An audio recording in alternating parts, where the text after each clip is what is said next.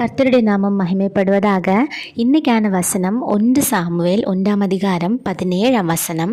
நீ இஸ்ரவேலின் தேவனிடத்தில் கேட்ட உன் விண்ணப்பத்தின்படி அவர் உனக்கு கட்டளையிடுவாராக. இன்றைக்கி உங்ககிட்ட ஒரு நம்பிக்கை வசனம் வச்சு தான் பேச போகிறேன். இது ஒரு நம்பிக்கை வசனம் இல்லையா? இப்போ எனக்கு ஒரு உதவி தேவைப்படுது. நான் ஒரு மனுஷங்கிட்ட உதவி கேட்டிருக்கேன். அது என்ன வேணால் இருக்கலாம், பண உதவியோ எந்த உதவி வேணால் இருக்கலாம். நான் ஒரு மனுஷங்கிட்ட கேட்டிருக்கேன் அப்படின்னா எனக்கு அது கன்ஃபார்மாக தெரியாது இல்லையா? அது நடக்குமா நடக்காதா, எனக்கு அந்த உதவி கிடைக்குமா கிடைக்காதான்னு கன்ஃபார்மாக தெரியாது. ஆனால் இந்த வசனம் ஏலி பேசின வசனம். நீ சமாதானத்தோட போ, நீ என்ன கேட்டிருக்கியோ அது உனக்கு கண்டிப்பாக கிடச்சிரும் அப்படின்னு உறுதியாக ஏலி பேசுகிறாரு. இங்கேயும் அண்ணாலேயே எக்ஸாம்பிளாக எடுத்துக்கோங்க.